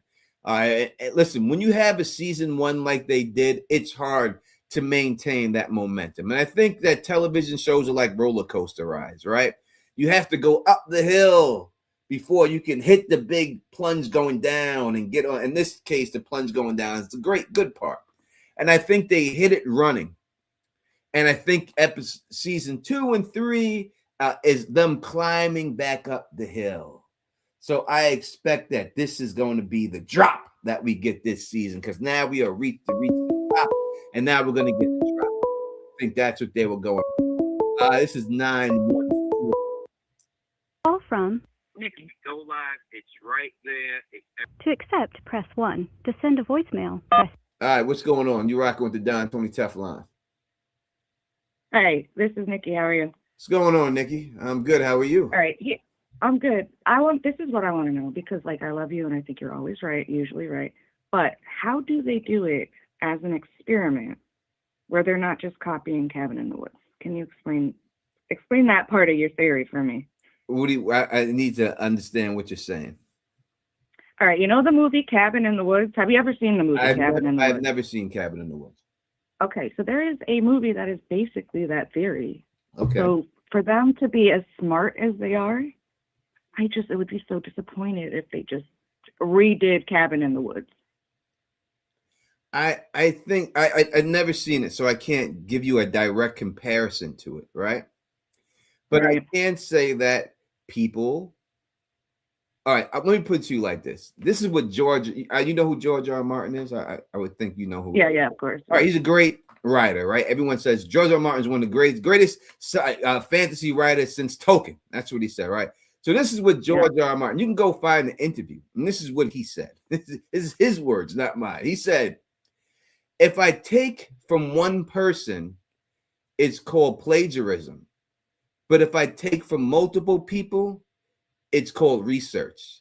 And let's just say I do a lot of research." All right. Now, that's from George R. R. Martin's mouth. That's what he said. All right. He takes from multiple people. It's not plagiarism. One person is plagiarism. Multiple people, it's called research. And he says he does a lot of research. So he drew a lot of his ideas from history, things in history and other things and interpreted it their way. Maybe they were influenced by this movie. I don't know. I've never seen the movie. And maybe they took a little piece that we like this part. We could do something with this and we can put our own spin on it.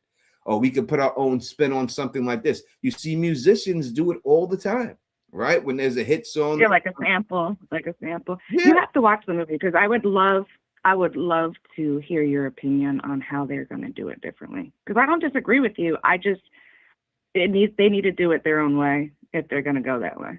Yeah, and maybe they are. If they, I don't know. I have to see the movie to know. But but I'm just saying it happens all the time. Whether it's songs that get remixed, you know what I mean, or songs that come out and someone tries to make a similar song because that song was a hit.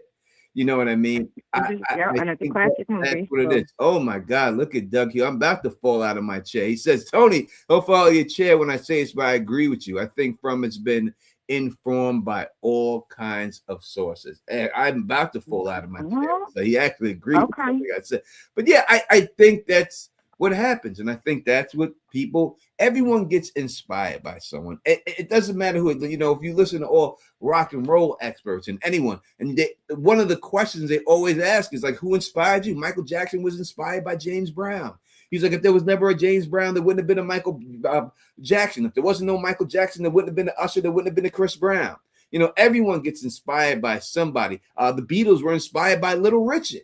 You know what I mean? And everyone gets inspired. And they, you know, the Beatles, even in that song, they still her standing there. They do the woo in the song. That's Little Richard. Woo. They took that from Little Richard, but they made their own thing and they made their own song and they incorporated the woo in there. This is what happens. This is the world we live in. This is the way it goes. And I think I'm interested in seeing how they do it how they spin it their own way.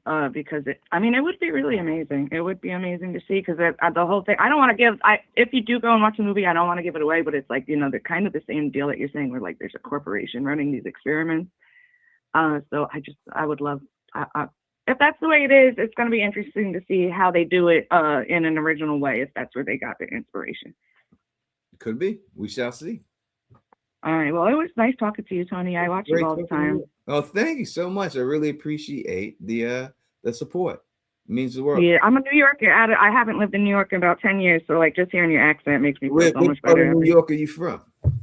I'm from Yonkers. Oh, Yonkers. All the other hard people, they come from YO. Yeah, the YO. So, yeah, and so I've been away from home for a long time, so your accent is like, sometimes I just tune in just to feel better. Well, I appreciate it. Yeah, I appreciate you too. And I'm glad I could spread my New York love for you. Cool. Definitely. All right, I'll let you go. Thank you. All right, take care. All right, bye. Another great call. We're getting great callers all night. Again, we had over 200 people in here at one point and stuff. We are still in the 190s, and we had I'm gonna pass the mic over to my brother Real Theories and Enigma. He's going to start at 10 o'clock. We'll go until 10, and then I'll pass it over to him. Someone will go over there and put the link in the description so y'all can know exactly how to find his channel. Go over there, show him some love, and he will keep you going until the show drops. All right, that's what's going on and everything else. That's the real. But we still got a half an hour to talk. Let's keep talking about it. I mean, when I think of deaths this season, these are the deaths that I believe are going to happen. The one death I want to happen is Kenny. I don't believe it's going to happen. But the ones that I think happen this season, I think that Donna dies this season. I think that Ellis dies this season of the major characters. I think the man in yellow dies this season. I don't think he makes it out this season.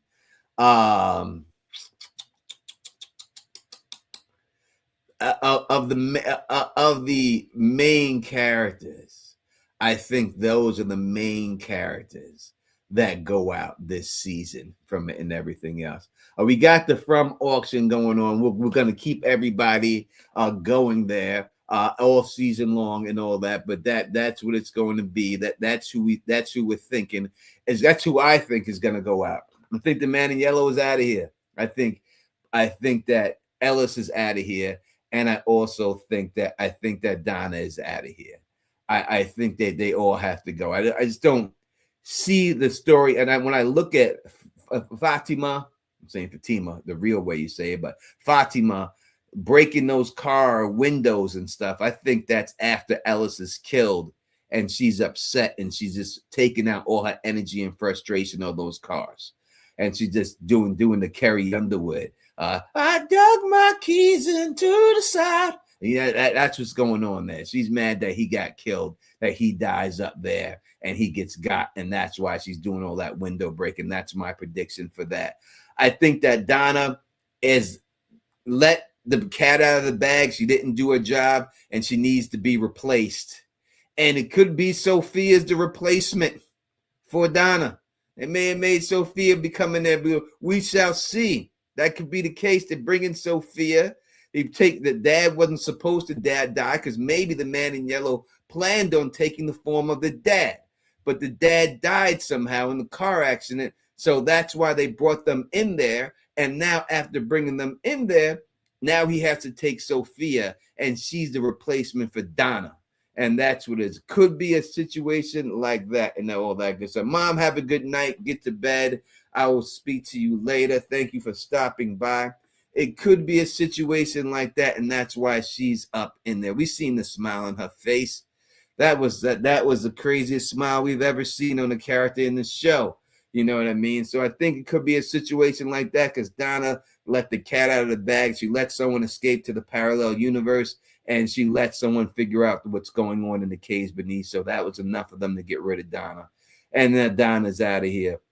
I think that's why they died. The man in yellow, I just don't think we've seen so far a villain in this show or anything make it double seasons. It seems like they vanquished these enemies season after season, whether it was the nightmare creatures and nightmare creatures are still alive, but the Cicadius and all that stuff. When they got rid of them, they got rid of that in one season. The other guy who shot Boyd, that guy, they got rid of him. Boyd shot him from the hip like a gunslinger. Boyd caught him. You know how hard it is to do. You can't just do that. Boyd is over here like Billy the Kid with that gun. He didn't even lift the gun. He just pulled it from the head and caught him. One shot and did him like that. That's very hard to do. Can't do that shit. You know what I mean? Boyd's a gunslinger, boy. He got him down. But anyone you see that's been a threat like that, they've gotten rid of them in the season. And I think that's what happened to Man Yellow. I think that they're going to have to go and do that whole situation. You know what I mean?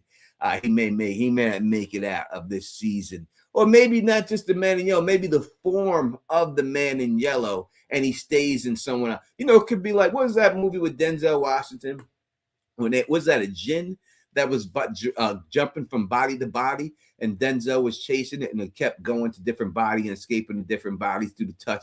It could be a situation like that when he just goes from body to body, and this is just his body now, and then falling. I do believe that's what Russell Crowe. I think it was Russell Crowe's debut movie too. In there was that movie with Denzel Washington, like his big role that he gotten at the time. Russell Crowe was that one right there, and maybe a situation like that where he can't go back to that Man in Yellow body. He goes into a different body, and that body gets destroyed. And he can't go back to it, or something happens. Who knows if it's just his consciousness that's switching, or he's able to switch a consciousness instead of his physical body. It seems like he's doing his physical body, but who knows? He may have the ability to switch consciousnesses with people.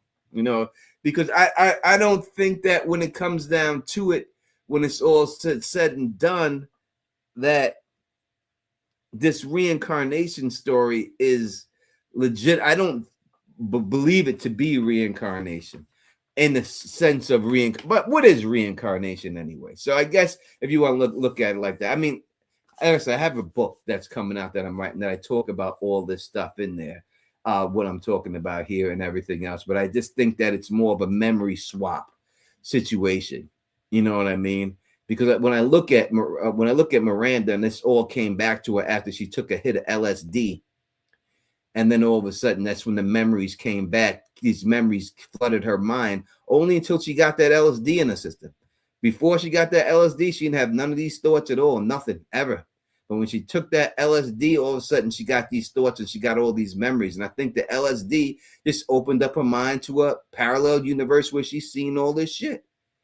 And she believes that this is what it was. And then now this stuff was inside of her head, and they put these memories in her head, and they're more memories than actual reincarnation of the person when you have the same exact DNA as the person. I think it's more of a situation like that going on there. And that LSD, I think, is the key. I don't think that's a throwaway line. I think they put that line in there for a reason, and that's why that line is there. Do I have the clip of that in here? Did I put that clip in here? I thought I did. Maybe I did. That's just a trailer. That's that. No, that's not it. That's not it. That's not it. That's not it. That's not it. That's just a trailer. That's what it is. No, I don't. I thought I put the clip in here, but I did not put that clip in here. I already just played it for you right now. I would have prayed because listen, we know what people say about us, but again, we all know that the experts are on my side. We have all sorts of stories, mythologies, legends that could be interpreted as gods, who in reality were misinterpreted extraterrestrials. And that's not me saying it. You know, that's an expert. You know, so when we look at these mythologies, gods, sometimes they're just misinterpreted extraterrestrials.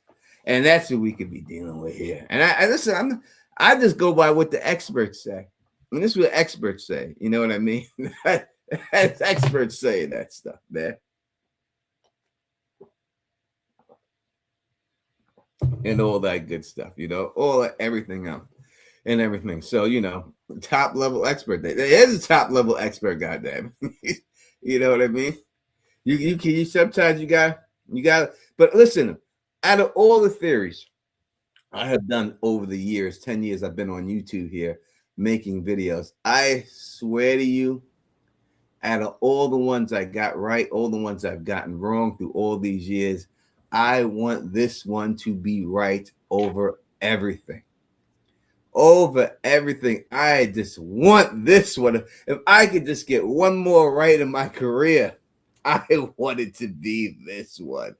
I'm telling you, because once it is right, I swear to you, I will be on this stream. I fucking told you. I fucking told you. Oh my God. I will be so unbearable. I promise you. I give you something. I will be so unbearable. Oh my God. I think either way the fandom wins, because either you're going to be out here blowing smoke out your ass in happiness, or you're going to be eating that damn chip blowing smoke out your ass in a different way. So I think either way people are going to be excited, Tony. I hate to say it, but I do think I've known you a while. This is the one you're the most invested in any show that this or Stannis, you know. Yeah, it's Stannis right in the pink letter still out there. When I came up with that theory, I got laughed at so much by that I've still, and that's one still going because there's still no proof yet. So that's been going on for like 8 years. Dude, as long as George doesn't write that book, you're good. So I bought that one. But even more than that, I want this one to be right. The parallel universes, the scientists, the Donna the mole. I want all this stuff to be right. That's what I want. I want all this stuff. I want all this stuff to be right. That's what I'm here for. And it ain't because I'm a fearful man of eating a hot chip. I don't give a goddamn about that. I have no fear of that whatsoever. I just want to be right. And if I'm wrong, I will be here. I will not duck. I will not run. I will not hide. I will be here. I will have the chip on hand. I will eat the chip right in front of all you. I promise you that. I'm a man of my I've heard if you have to, don't drink water until you have to. That activates it. Yeah, no, I'll have a big cup of milk. Good. Yeah, I have a big cup of milk, and if I have to do it, you and I on one of these streams has to do the hot ones challenge thing. But I just want to make sure I popped on here. I just got home and saw that you were live. I'll definitely be here for the. So tomorrow night we're going live at 9:30. Is it like 9:20, 9:30, or it will be? I think it's 9:20, 9:30 for the after show. But I'll go on for the pre-show again, like a pre-show for the people who didn't have a chance to watch it that night. Yeah, from like 7 to 8, and then 7 to 8. I'll do something like that, and then we'll come back, and then we'll go on like 9:30, and then 9:20 or so, and we'll get that thing going down for the whole after show and everything else and all that. So we'll see how that goes and everything else when it's all said and done and everything else. What are you looking forward to seeing the most tonight, Phil? Ooh, my bed and sleeping. No, honestly, the thing I'm most looking forward to seeing is continuation on to the two big things that happened at the end of last season, with Smiley being back and what is the immediate reaction and how that does, and also what the first thing the man in yellow does again. Like where does he go? Something you were talking about as I was driving home. how much of Doug are we going to see this season? What is his first plan if he is the boogeyman? And I tend to agree if we're going into, for instance, like I was going to say the Last Action Hero. The Last Action Hero, Charles Dance was the bad heavy guy, and then you have like the old mafia dude, which is the other dude. You know, everyone often has in wrestling. You know, you would have the man in yellow is kind of like the Undertaker, and then there's someone's Paul Bearer or someone's Bobby. Yeah, and then Better Call Saul. Lalo was the hitman. Lalo was the boogeyman, if you want to get technical about it. But Lalo wasn't the boss of the family. Oh, that was Hector. Ding, ding, ding, ding. Right. So, but Lalo was the one to be afraid of. Like, you didn't fear Hector like you feared Lalo.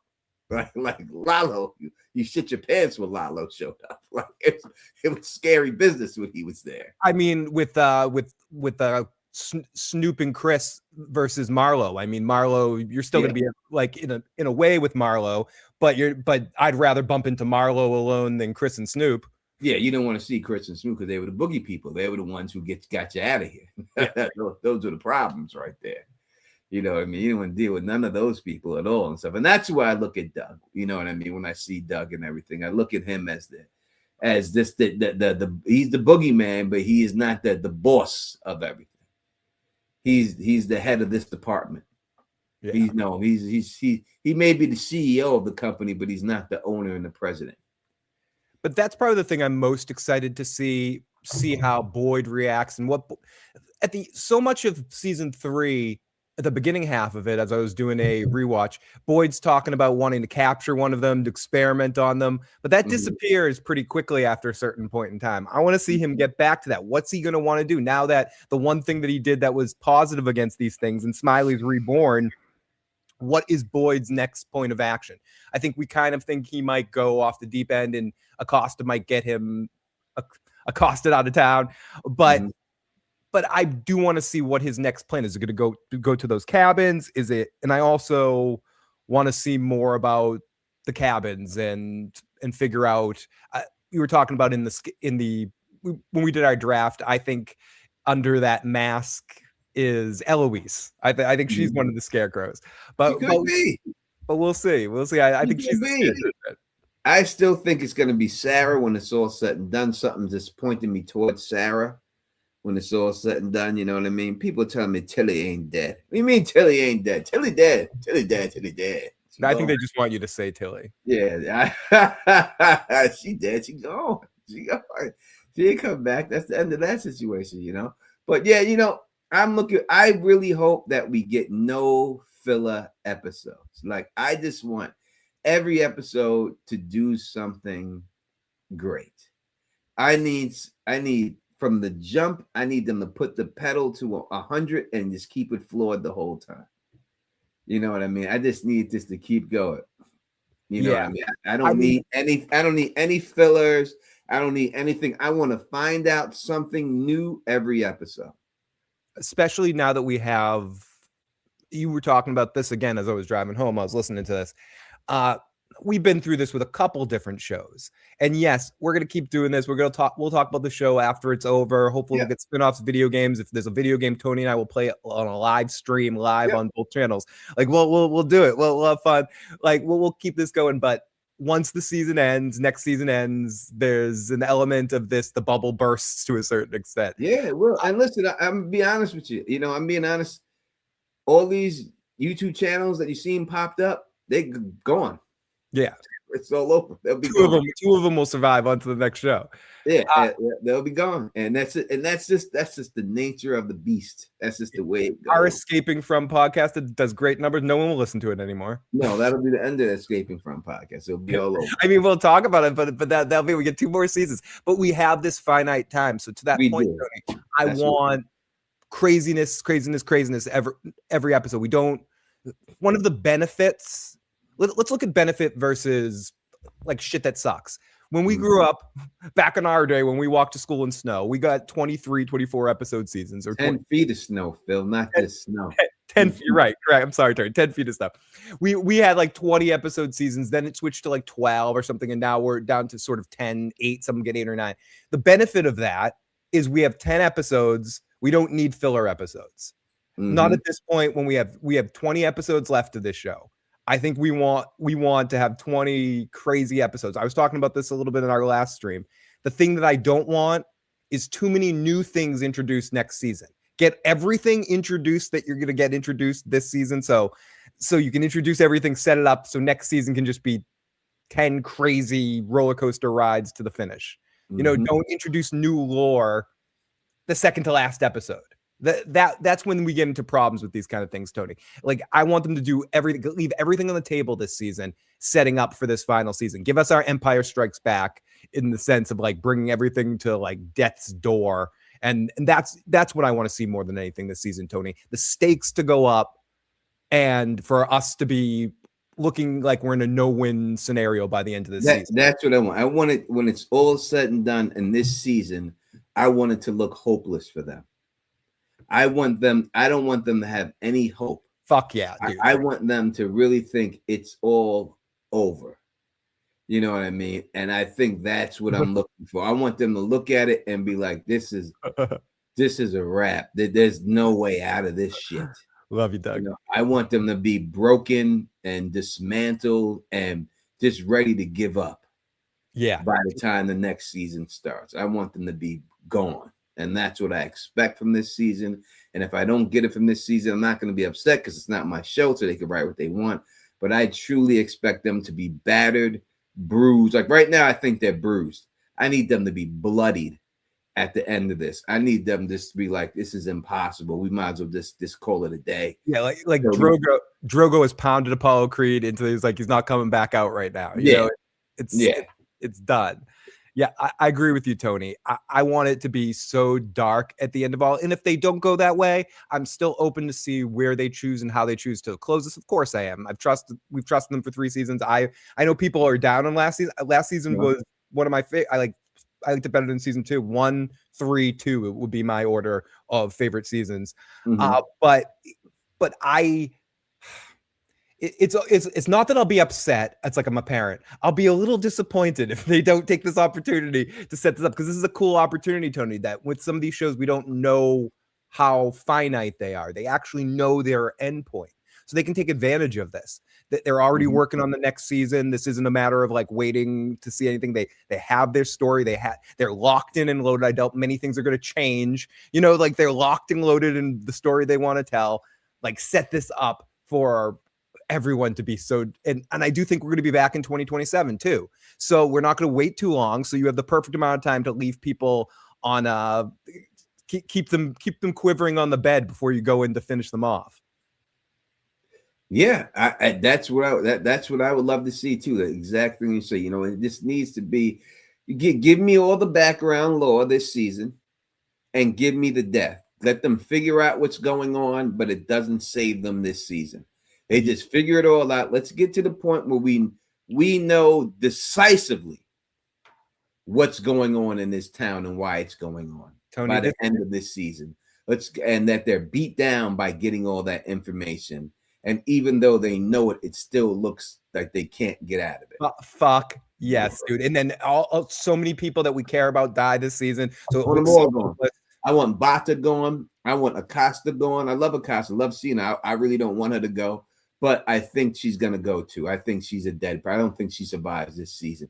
I just don't see it. I don't see how. I more can say who I want to survive by the end of the season. I want Boyd, Christy, Kenny, Jade, Tabitha, basically, and then Julie and Ethan too. Like everybody but them should probably die. This season as a crazy setup. And Rose, as always, this is why we have the smartest viewers in all of podcasting. We should be cast in a flashback scene. I think they're missing an opportunity. You're right. It should be like they could cast me as like Acosta's boyfriend before she goes on that shift. I could just be hanging out with her like, why you gotta go on this shift, babe? She said, oh, babe, I gotta work tonight, babe. I can't stay in here. And I'm like, and I give her a smack on the ass out the door and stuff, kiss her on the cheek, and then she goes. And they don't even have to pay you for that, Tony. No, I pay my own way to Canada and everything, and my own hotel and everything. And all the art that pays you. You're not you, and I know you don't really. I do it for the art. Exactly. I'm saying you don't want to do that. You're doing it. I do it for the art. The craft. It would just be for the art. That was all it would be for. I do it just for the art form itself. Tony's going to use the Meisner technique. Think about the moment before, right before he does that slap. He'll understand his motivation. He's not going to just. It's called an actifier, people. He's going to use his hand to actify. I'll run it by the intimacy coordinator first. Of course, it'll all be approved and stuff. I'll tell him no cupping. Yeah, just the straight hand. No cup mention here.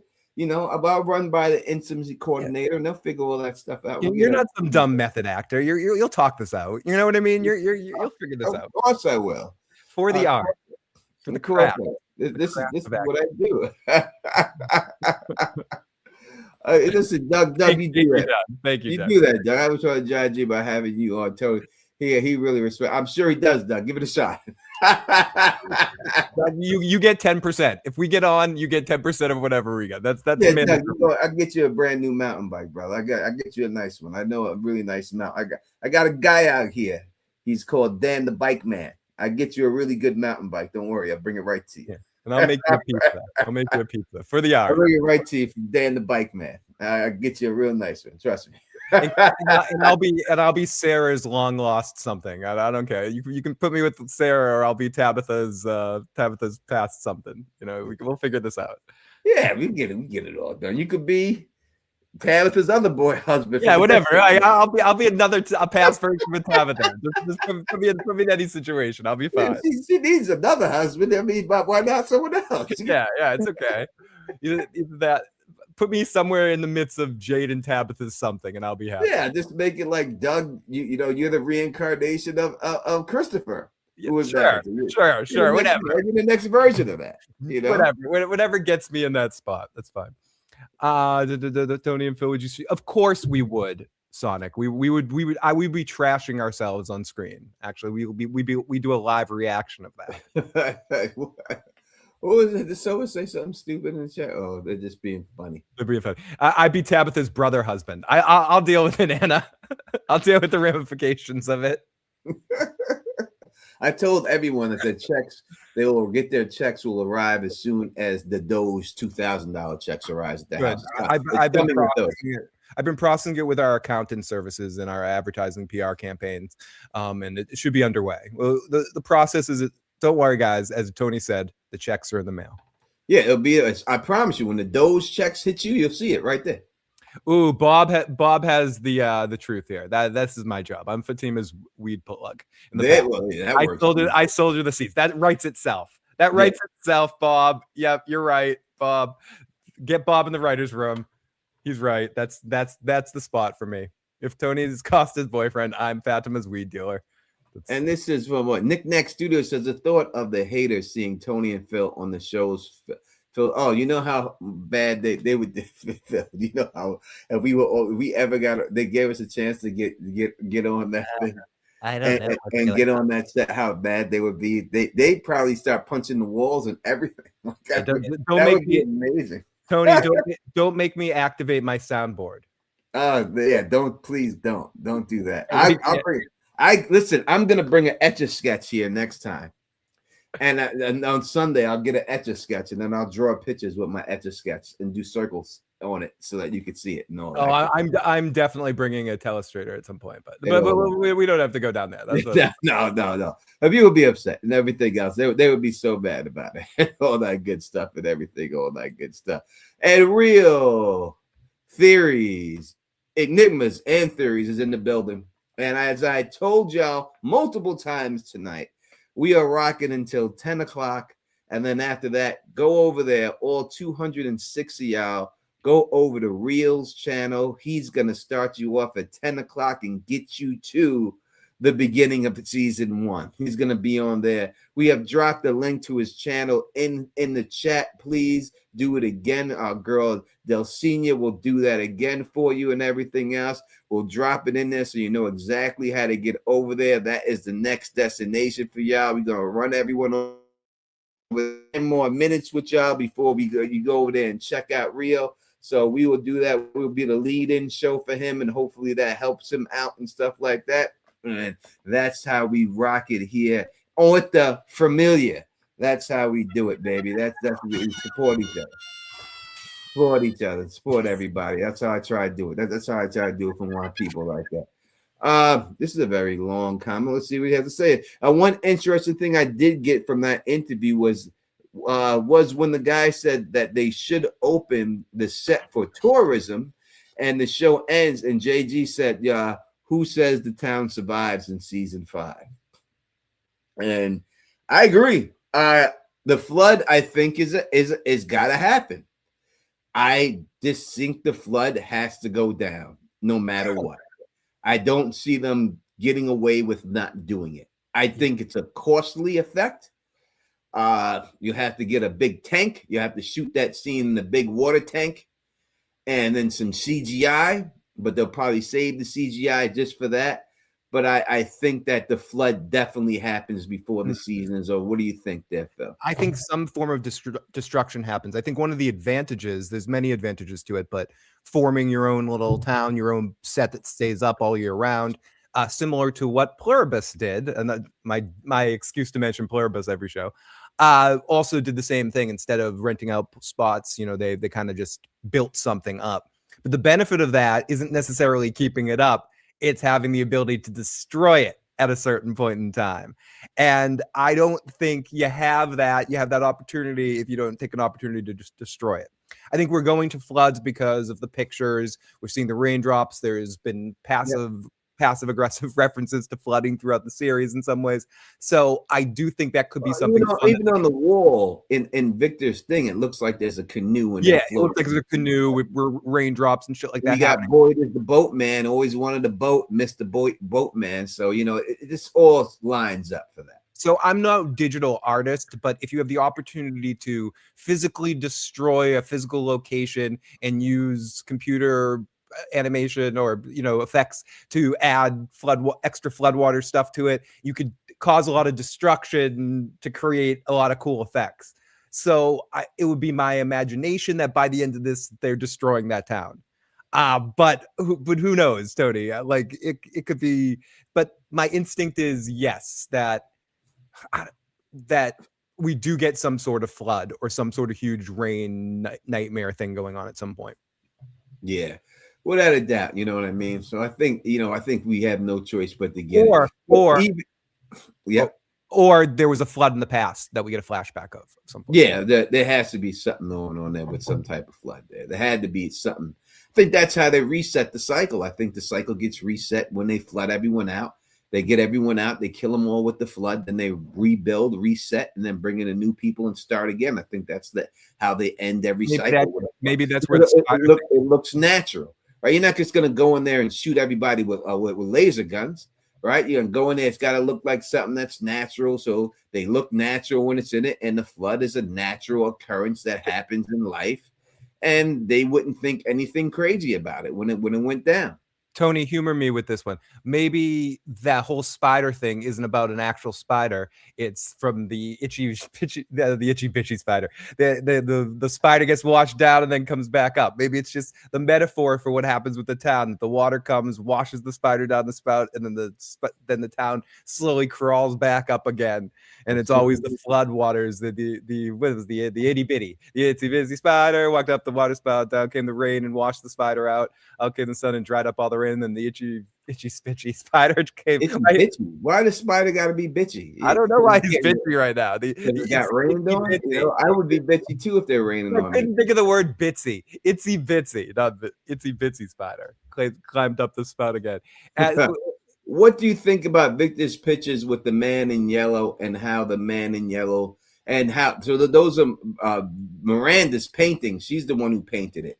And again, and when I talked about it before, I think he was a regular dude. He looks like he's a regular guy who they conducted their own experiments on, and it gave him these powers. I think he was one of the scientists who was down, and they jabbed him with just like I would say a Resident Evil situation where some of them take the T virus to get superhuman powers to become Hunk or become Albert Wesker or someone like that. And they take the virus themselves. And I think that he took some of the virus. He was down with them. And now he works for them, cleaning up the mess when the town gets overrun, they send him in there to clean it up.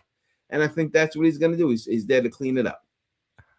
The way you said clean it up, I'm imagining the man in yellow working at a peep show. He's like the cleanup guy. He's coming out there. Oh, he's God, that's probably the worst job in the world. worst guy to clean up, man. So what do we think of Victor's picture of the man in yellow? Yeah, I do think also most of the time that Victor saw some of these creatures and beings, or the visions he had, or the stuff he's blocking out, he saw as a child. That was Miranda's painting of him. Oh, that was Miranda's painting. She was on acid. Everything looks nicer when you're on acid if you're having a good trip. And the man in yellow was making sure she had a good trip to manipulate her the right way. So I do think the perception of, and that could also show how the man in yellow has an ability to change his and charm people and change his appearance and do glamours of some sort to be able to look like appealing at times to bring you in. I'm not calling them glamours because glamours would indicate magic. Right. Okay. Yeah. Magic dealing with it. I just think it's some type of shape shifting. Fair. Protocol that he's got. We'll see if the man in yellow's blood inside of his body is mercury. We'll see if mercury comes out of his blood. Because if mercury comes out of his blood, then that's all we need to know. If we see a little mercury come out of that blood of him, then that's all we need to know, exactly what's going on there and everything else. And that's what it is. All right, people, over 200 people here watching. We are going to get off of here right now, give you a chance to go over to Real Enigmas and Theories. Go check out his channel. He is rocking next. He will be on there. Go to his channel. Show him some love. He will get you to the promised land. He will get you to when the show starts. Phil, the Don, we will be back tomorrow. My video will drop it early this morning because I'm not going to bed. All right. I'll drop my regular video early this morning, but I'll be back for all the live streaming. And then at after show, we will talk theories of the upcoming season and what we think is going on. Thank everybody for stopping by. Go over there, have yourself a good time over there, and we will see you tomorrow. And until next time, peace and stay